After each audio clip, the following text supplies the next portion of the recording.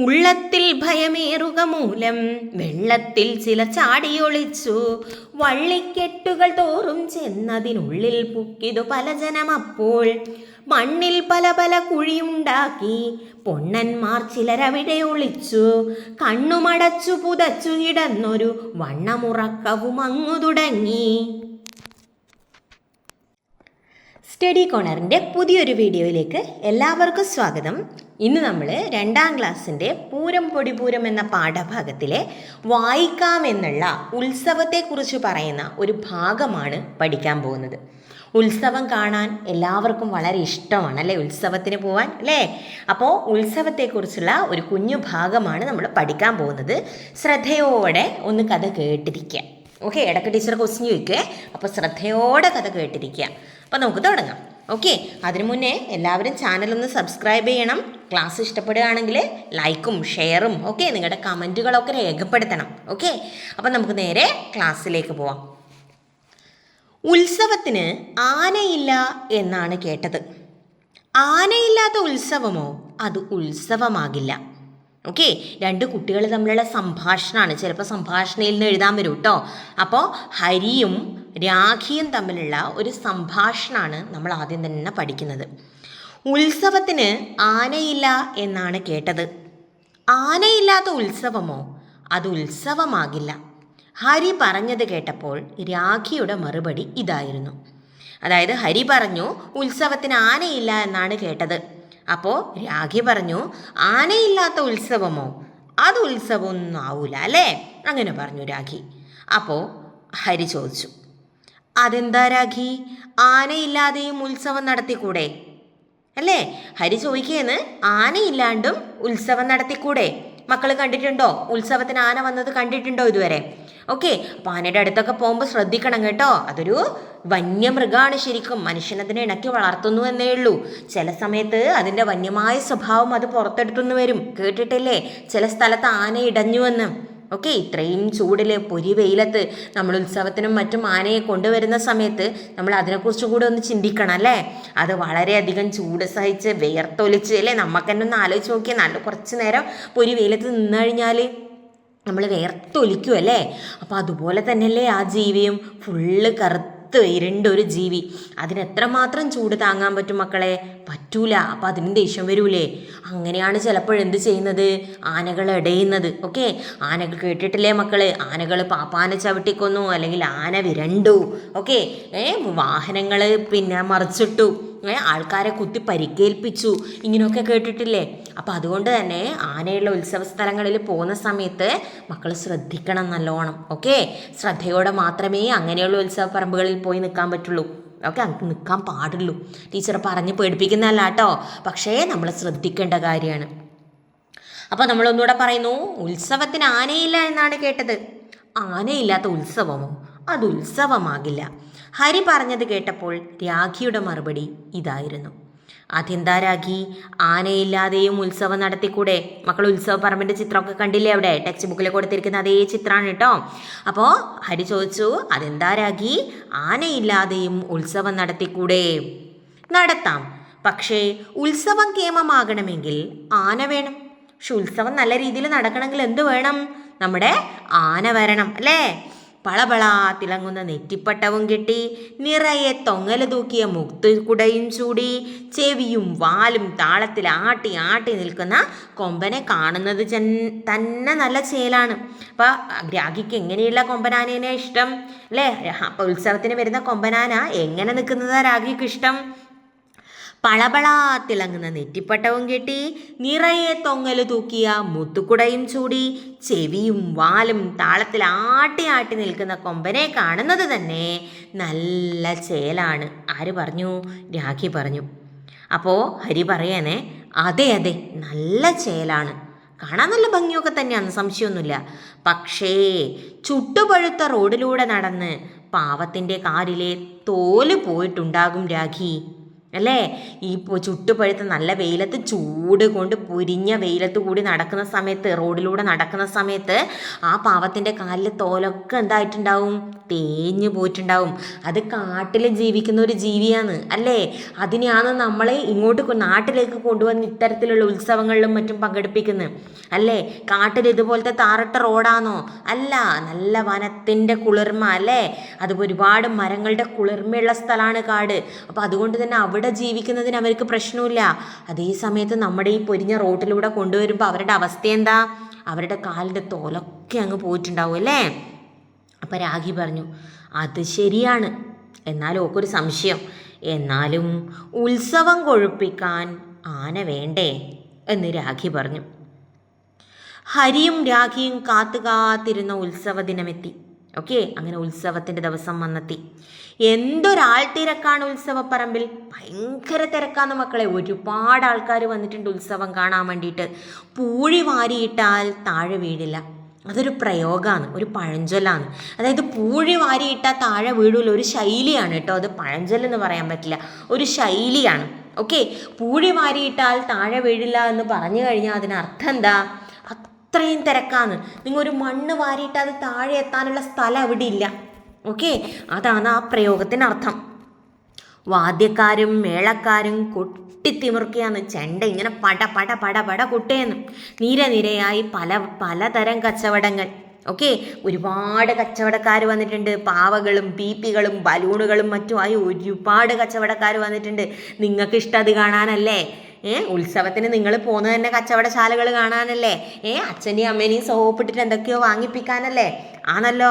അപ്പം അത്തരത്തിലുള്ള ഒരുപാട് കച്ചവടങ്ങൾ അവിടെയുണ്ട്. ഹരിയും രാഖിയും കാഴ്ചകൾ കണ്ട് ഉത്സവപ്പറമ്പിലൂടെ നടന്നു. ഓക്കെ, ഇതൊക്കെ കണ്ടിട്ട് ഹരിയും രാഖി ഇങ്ങനെ നടക്കേന്ന്. അപ്പം രാഖി പറഞ്ഞു, ഹരി, നീയല്ലേ പറഞ്ഞത് ഇത്തവണ ആനയുണ്ടാവില്ല എന്ന്?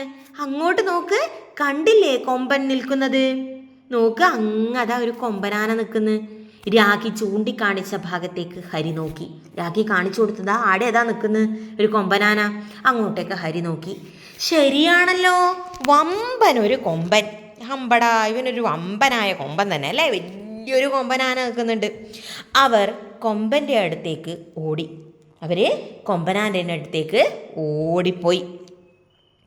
അടുത്തെത്തിയപ്പോൾ മനസ്സിലായി ഒരു വണ്ടിയിലാണ് കൊമ്പനാനയുടെ നിൽപ്പ്. ആ ആനയുടെ നിൽക്കുന്ന ഒരു വണ്ടിയിലാണ്. ചെവി ആട്ടുന്നുണ്ട്. സാധാരണ ആനനെ പോലെ തന്നെ ആന ചെവി ആട്ടുമല്ലോ, ഇതും ചെവി ആട്ടുന്നുണ്ട്. കൂടുതൽ സൂക്ഷിച്ചു നോക്കിയപ്പോഴല്ലേ കാര്യം പിടികിട്ടിയത്. ഇത് കൊമ്പനാനയല്ല. ഇതെന്തല്ല? കൊമ്പനാനയല്ല. കൊമ്പനാനയുടെ രൂപം, നെറ്റിപ്പട്ടവും മുത്തുക്കുടയും എല്ലാം ഉണ്ട്. വണ്ടി ഉരുളുമ്പോൾ കൊമ്പനും മുന്നോട്ട് നീങ്ങും. വണ്ടി പോകുന്ന സമയത്ത് ആരും പോവും? നമ്മുടെ കൊമ്പനാനയും പോവും. എന്തായാലും നല്ല ചേലായിട്ടുണ്ട് അല്ലേ? അതായത് ഉത്സവത്തിന് ആനയില്ല എന്നൊരു കുറവിന് വേണ്ട. എന്ത് വന്നു? ആന വന്നു. എന്നാൽ ശരിക്കും ആനയാണോ? അല്ല അല്ലേ? ശരിക്കും ആനയല്ല. ഒരു വണ്ടിയിൽ നിൽക്കുന്ന ഒരു ആനയുടെ രൂപം. അത് ചെവിയൊക്കെ ആട്ടുന്നുണ്ട്, നെറ്റിപ്പട്ടം കെട്ടിക്കൊടുത്തിട്ടുണ്ട്, മുത്തുകുടകൾ ചൂടിയിട്ടുണ്ട് അല്ലേ? അപ്പം നല്ല അസലൊരു കൊമ്പൻ ആനേനെ പോലെ തന്നെ കണ്ടാൽ. ഓക്കെ, ഏതായാലും നല്ല ചേലായിട്ടുണ്ട്. വണ്ടിച്ചക്രം പിടിപ്പിച്ച കൊമ്പനെ അവർക്ക് നല്ല ഇഷ്ടമായി അല്ലേ? വണ്ടിച്ചക്രത്തിലാണ് കൊമ്പനാന ഇങ്ങനെ ഉരുണ്ട് പോന്ന്. അതവർക്ക് നല്ല ഇഷ്ടമായി. ഈ കൊമ്പനാന എത്ര നേരം റോഡിൽ നിന്നാലും കാല് പൊള്ളില്ല. ഇതെത്ര നേരം വേണമെങ്കിലും എവിടെ നിൽക്കും? റോഡിൽ നിൽക്കും. കാല് പൊള്ളുവാ? ഇല്ല. ഹരി പറഞ്ഞത് കേട്ട് രാഖി ചിരിച്ചു. ഓക്കെ, അത് കേട്ടിട്ട് രാഖി ചിരിച്ചു. രാഖി നേരത്തെ പറഞ്ഞിനല്ലോ കൊമ്പനാന ഇല്ലാണ്ട് ഉത്സവമാവൂലാന്ന്. അപ്പം അതുകൊണ്ട് തന്നെ രാഖി ചിരിച്ചു. ഉത്സവപ്പറമ്പിലെ വേദിയിൽ ഉടൻ തന്നെ ഓട്ടംതുള്ളൽ ആരംഭിക്കുന്നതാണ്. ഓക്കെ, വേദിയിൽ ഉടൻ തന്നെ ഓട്ടംതുള്ളൽ എന്ന് പറയുന്ന ഒരു പഴയ കലാരൂപമാണ്. ഓക്കെ, അപ്പോൾ ഓട്ടംതുള്ളൽ ആരംഭിക്കുകയാണ്. നിങ്ങൾ തെയ്യം എന്നും അതുപോലെ തന്നെ കഥകളി എന്നൊക്കെ കേട്ടിട്ടില്ലേ? അതുപോലെയുള്ള ഒരു കലാരൂപമാണ് ഓട്ടംതുള്ളൽ. അപ്പം മൈക്കിലൂടെയുള്ള ഈ അറിയിപ്പ് കേട്ട് അവർ അങ്ങോട്ട് നീങ്ങി. മുഖത്ത് ചായം തേച്ച തുള്ളൽക്കാരനെ കാണാൻ നല്ല ചന്തം. തുള്ളൽക്കാരൻ മുഖത്ത് എന്തൊക്കെയോ വാരി തേച്ചിട്ടുണ്ടല്ലേ, എന്തൊക്കെയോ കളറ് അവരുടെ മുഖത്തുണ്ട്. അതിനെ പറയും ചായം തേച്ചു എന്നും. ഓക്കെ, ചായം എന്ന് വെച്ചാൽ കളറ്. ചായം എന്നുള്ള വാക്കിൻ്റെ അർത്ഥം എന്താണ്? ചായ അല്ല കേട്ടോ, ചായം. ചായം എന്നുള്ള വാക്കിൻ്റെ അർത്ഥം എന്താണ്? കളർ എന്നാണ് അർത്ഥം, നിറം എന്നാണ് അർത്ഥം. അപ്പോൾ മുഖത്ത് ഒരുപാട് നിറങ്ങൾ, വർണ്ണങ്ങളൊക്കെ വാരി തേച്ചിട്ടുണ്ട്. തുള്ളൽക്കാരൻ്റെ നേരം പോക്കുകൾ കേട്ട് ആളുകൾ പൊട്ടിച്ചിരിക്കുന്നു. ആളുകളെ ചിരിപ്പിക്കുന്ന ഒരു കലാരൂപമാണ് മക്കളെ തുള്ളൽ, ഓട്ടം തുള്ളൽ. ഓക്കെ, നല്ല ചന്തം. തുള്ളൽക്കാരൻ്റെ നേരം പോക്കുകൾ കേട്ട് ആളുകൾ പൊട്ടിച്ചിരിക്കുന്നു. ആനയെ കാണാൻ നല്ല ചന്തമുണ്ട്. ഉത്സവപ്പറമ്പിലൂടെ അവരിങ്ങനെ കാഴ്ചകൾ കണ്ട് നടന്നു. അങ്ങനെ അവർ തുള്ളൽക്കാരൻ്റെ അടുത്തെത്തി. തുള്ളൽക്കാരനെ കാണാൻ നല്ല ഭംഗിയുണ്ട് അല്ലേ, നല്ല ചന്തമുണ്ട്. തുള്ളൽക്കാരൻ്റെ നേരം പോക്കുകളൊക്കെ കണ്ടിട്ട് ആൾക്കാർ എന്ത് ചെയ്യാണ്? പൊട്ടിച്ചിരിക്കുന്നത്. നിങ്ങൾക്ക് അവിടെ മുത്തുക്കുട കാണാം, ഒരു സൈഡിൽ ആനയുടെ മുകളിൽ മുത്തുക്കുട വെച്ചതായിട്ട് കാണാം. ആന നെറ്റിപ്പട്ടം കെട്ടിയിട്ടുണ്ട്. ആനയുടെ മുകളിൽ കുറേ എന്തൊക്കെയോ തൊങ്ങൽ എന്താ പറയുക ചാർത്തിയിട്ടുണ്ട്. ആന എവിടെയാണ് നിൽക്കുന്നത്? ഒരു വണ്ടിയിലാണ് നിൽക്കുന്നത്. ചെവിയൊക്കെ ആട്ടും അല്ലേ, വാലൊക്കെ വീശും. ഇങ്ങനത്തെ ഒരു കൊമ്പനാന ആ വണ്ടിയിൽ നിൽപ്പുണ്ട്. ഇത്രയാണ് നമ്മുടെ എന്തെന്ന് ഉത്സവത്തെ കുറിച്ചുള്ള കുറച്ച് കാര്യങ്ങൾ. ബാക്കിയുണ്ട് കേട്ടോ. ഇനി കേട്ടോ, ഇവർ തുള്ളൽക്കാരൻ്റെ അടുത്തെത്തിയില്ലേ, അതായത് ഓട്ടം തുള്ളൽ നടക്കുന്നില്ലേ, ഓട്ടം തുള്ളൽ നടക്കുന്ന വേദീൻ്റെ അടുത്ത് എത്തിയിട്ടോ അവർ. ഓർമ്മ വേണേ. ഇനി കണ്ടോ, അവർ ബലൂൺ കച്ചവടക്കാരൻ്റെ അടുത്തെത്തി. ഓട്ടം തുള്ളലുകാരൻ്റെ അടുത്തെത്തി. കുറച്ചു നേരം അവർ തുള്ളലൊക്കെ കണ്ടു. പിന്നെ അവരെവിടെത്തി? ബലൂൺ കച്ചവടക്കാരൻ്റെ അടുത്തെത്തി. മക്കളുടെ ഇഷ്ടപ്പെട്ട പോർഷൻ എത്തിയല്ലേ, മക്കളുടെ ഇഷ്ടപ്പെട്ട സ്ഥലത്തിയല്ലേ, കച്ചവടശാലകളുടെ അടുത്തെത്തി. ഒരു ബലൂണ് കച്ചവടക്കാരൻ്റെ അടുത്താണ് അവരെത്തിയത്. പലതരം ബലൂണുകൾ. എന്തൊക്കെ തരം ബലൂണുകളാണ് അല്ലേ, നിറമുള്ളത്, വലുത്, ചെറുത്, നീണ്ടത്. ഒരു പമ്പ് കൊണ്ടാണ് ബലൂണിൽ കാറ്റ് നിറക്കുന്നത്. ബലൂൺ കച്ചവടക്കാരൻ ഒരു വലിയ പമ്പ് ഉപയോഗിച്ച്, ഒരു ചെറിയ പമ്പ് ഉപയോഗിച്ചിട്ടാണ് എന്ത് ചെയ്യുന്നത്? ഈ ബലൂണുകളിൽ കാറ്റ് നിറക്കുന്നത് അല്ലേ. എന്തൊക്കെ തരം ബലൂണുകളാണ് ഉള്ളത്? നിറമുള്ളതുണ്ട്, വലുതുണ്ട്, ചെറുതുണ്ട്, നീണ്ടതുണ്ട് അല്ലേ. കാറ്റ് നിറച്ച ബലൂൺ കൈവിരലുകൾ കൊണ്ട് ഒന്ന് തിരിക്കുകയും മറിക്കുകയും ചെയ്യുമ്പോഴേക്ക് അതിൻ്റെ രൂപം മാറുന്നു. കുട്ടികൾക്ക് അത്ഭുതം തന്നെ അല്ലേ. ഈ കാറ്റ് നിറച്ച ബലൂണ് ആ കച്ചവടക്കാരൻ കൈവിരലുകൾ കൊണ്ട് തിരിക്കുകയും മറിക്കുകയും ചെയ്യുമ്പോഴത്തേക്ക് എന്ത് സംഭവിച്ചു? അത് പല പല രൂപങ്ങളിലായി മക്കളെ. ആനയും കുരങ്ങനും പൂച്ചയും ആപ്പിളും പന്തും അങ്ങനെ അങ്ങനെ അങ്ങനെ പല രൂപത്തിലും പലതരത്തിലും പല നിറത്തിലുമുള്ള ബലൂണുകൾ അല്ലേ. ബലൂൺ കച്ചവടക്കാരൻ ആളൊരു മാജിക്കുകാരൻ തന്നെ അല്ലേ. കാറ്റ് നിറച്ച ബലൂണുകൾ അയാൾ എന്ത് ചെയ്തു? കൈയും കൊണ്ട് അങ്ങോട്ടും ഇങ്ങോട്ടും തിരിക്കും മറിക്കും ഒക്കെ ചെയ്യുമ്പോഴത്തേക്ക് എന്ത് സംഭവിച്ചു? അത് പല പല രൂപങ്ങളിലേക്കായി മാറി അല്ലേ. അത് പല പല രൂപങ്ങളിലേക്കായി മാറി. അവർ ബലൂണുകളും വാങ്ങി വീട്ടിലേക്ക് മടങ്ങി. അന്നത്തെ ഉത്സവ കാഴ്ചയൊക്കെ കണ്ട് സാധനങ്ങളും വാങ്ങി അവരെങ്ങോട്ട് പോയി? അവരുടെ വീട്ടിലേക്ക് പോയി. ഓക്കെ, ഇത് പകൽ സമയത്തെ കാഴ്ചയായിരുന്നു. ഇനി രാത്രിയിലെ ഉത്സവം കാണാൻ ഹരിയും രാഖിയും അച്ഛനും അമ്മയും എല്ലാവരും കൂടിയാണ് പോയത്. ഓക്കെ, രാത്രിയിൽ ഉത്സവം കാണാൻ ഹരിയും രാഖിയും മാത്രമല്ല, ആരൊക്കെ പോയി? ഹരിയും രാഖിയും അച്ഛനും അമ്മയും എല്ലാവരും പോയി. അവർ വീടടച്ച് ഉത്സവത്തിന് പോയി. ഓക്കെ, തൊട്ടടുത്ത വീട്ടിലെ രഹനയും ഉമ്മയും ഒപ്പമുണ്ട്. ഓക്കെ, തൊട്ടടുത്തുള്ള വീട്ടിലെ രഹനയുടെ ഉമ്മയും എന്തുണ്ട്? അവരുടെ കൂടെ തന്നെയുണ്ട്. രഹനയുടെ ഉപ്പ എല്ലാ വർഷവും ഉത്സവത്തിന് വരാറുള്ളതാണ്. പക്ഷേ ഇക്കൊല്ലം ലീവ് കിട്ടിയില്ലത്രേ.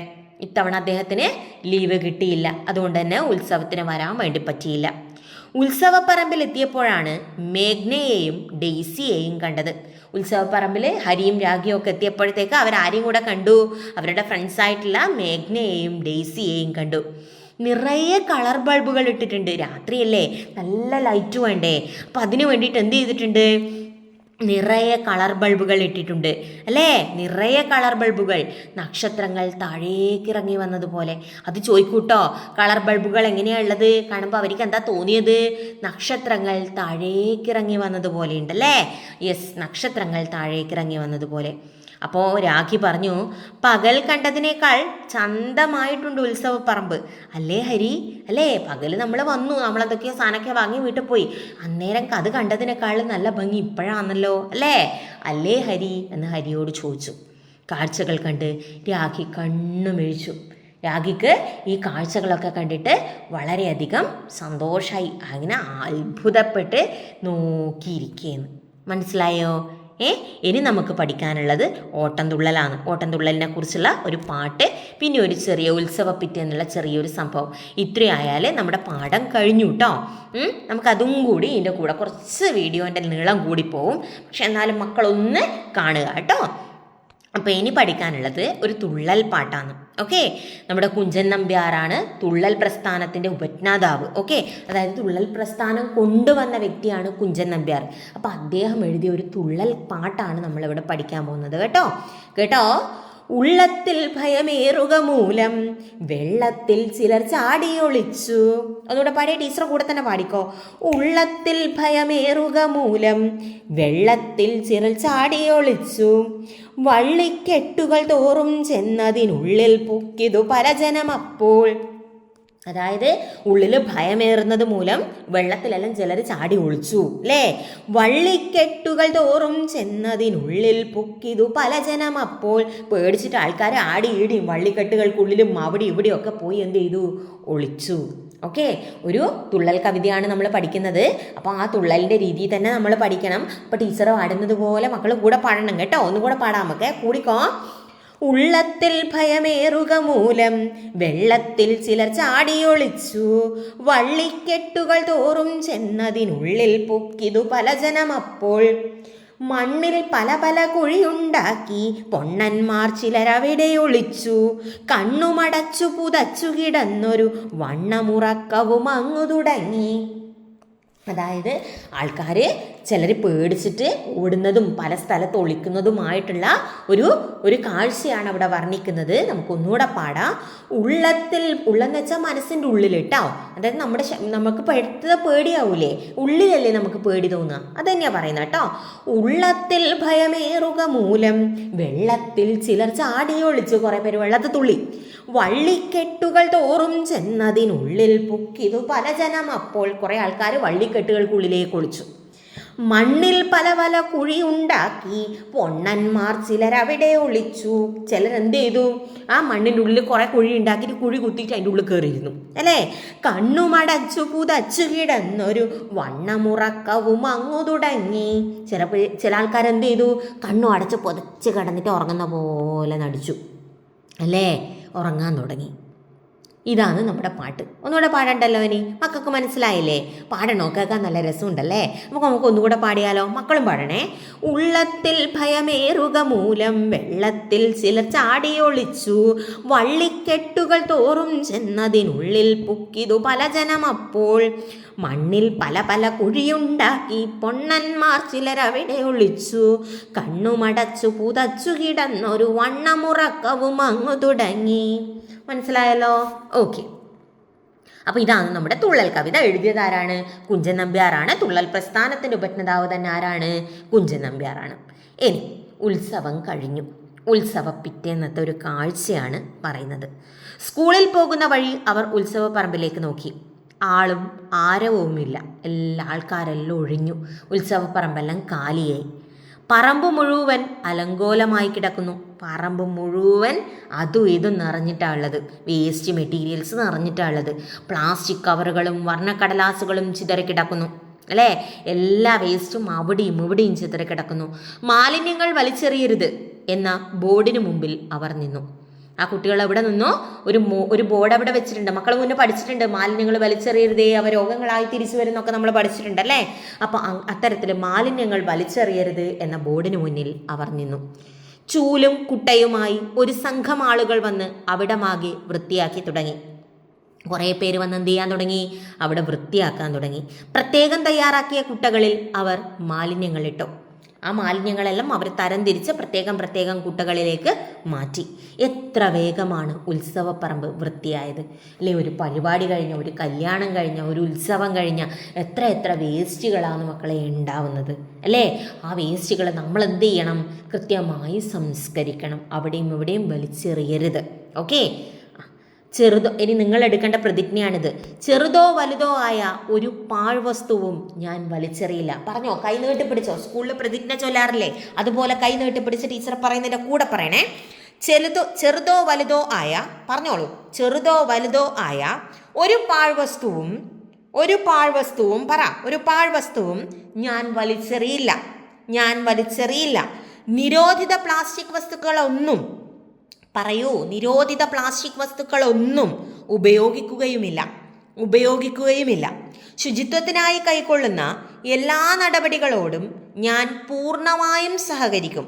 ശുചിത്വത്തിനായി കൈക്കൊള്ളുന്ന എല്ലാ നടപടികളോടും ഞാൻ പൂർണ്ണമായും സഹകരിക്കും. സഹകരിക്കും. മാലിന്യമുക്ത നവകേരളത്തിനായി നാടിനൊപ്പം ഞാനും ആത്മാർത്ഥമായി പ്രവർത്തിക്കുമെന്ന് പ്രതിജ്ഞ ചെയ്യുന്നു. മക്കൾ ചെയ്തല്ലോ, ടീച്ചറെ കൂടെ പ്രതിജ്ഞ ചെയ്തല്ലോ. ടീച്ചർ അത് ഒരു തവണ കൂടെ വായിക്കാം. ഇനി മക്കളത് പറയണ്ട, മനസ്സിലേക്ക് കയറ്റുക കേട്ടോ. അത് ആ പ്രതിജ്ഞ ചെയ്യേണ്ടത് നമ്മുടെ മനസ്സിലാണ്. നമ്മുടെ വായ കൊണ്ട് പറഞ്ഞാൽ മാത്രമാവില്ല, നമ്മുടെ മനസ്സുകൊണ്ട് തയ്യാറെടുക്കണം. ഒന്നുകൂടെ വായിക്കാം. ചെറുതോ വലുതോ ആയ ഒരു പാഴ്വസ്തുവും ഞാൻ വലിച്ചെറിയില്ല. നിരോധിത പ്ലാസ്റ്റിക് വസ്തുക്കളൊന്നും ഉപയോഗിക്കുകയുമില്ല. ശുചിത്വത്തിനായി കൈക്കൊള്ളുന്ന എല്ലാ നടപടികളോടും ഞാൻ പൂർണ്ണമായും സഹകരിക്കും. മാലിന്യമുക്ത നവകേരളത്തിനായി നാടിനൊപ്പം ഞാനും ആത്മാർത്ഥമായി പ്രവർത്തിക്കുമെന്ന് പ്രതിജ്ഞ ചെയ്യുന്നു. ഓക്കെ, അപ്പം മക്കളെല്ലാവരും നമ്മുടെ പാഠം കഴിഞ്ഞു. 4ാമത്തെ പൂരം പൊടിപൂരം എന്ന ചാപ്റ്റർ ഇവിടെ കഴിയുകയാണ്. അപ്പോൾ പാഠം നന്നായിട്ട് വായിക്കുക. നല്ല വൃത്തിയിൽ എക്സാമിന് വേണ്ടിയിട്ട് ഇപ്പോഴേ പ്രിപ്പറേഷൻ തുടങ്ങുക. ഇനി എക്സാമിൻ്റെ തലേന്ന് പോയിട്ട് ഇനി എന്നാ പഠിക്കേണ്ടതെന്ന് വിചാരിച്ച് വേവിലാതി ആവണ്ട, ഇപ്പം തന്നെ പാഠങ്ങളൊക്കെ വായിക്കുക. ഓക്കെ, അപ്പോൾ നമുക്ക് മറ്റൊരു ക്ലാസ്സുമായിട്ട് വീണ്ടും കാണാം. ബൈ.